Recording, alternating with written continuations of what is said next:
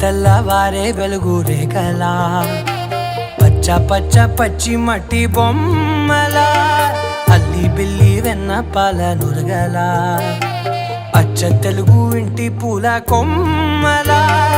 దేవదేవుడే పంపగా ఇలా దేవతే మా ఇంట అడుగే పెట్టెనంట బ్రహ్మ కళ్ళలో కాంతులే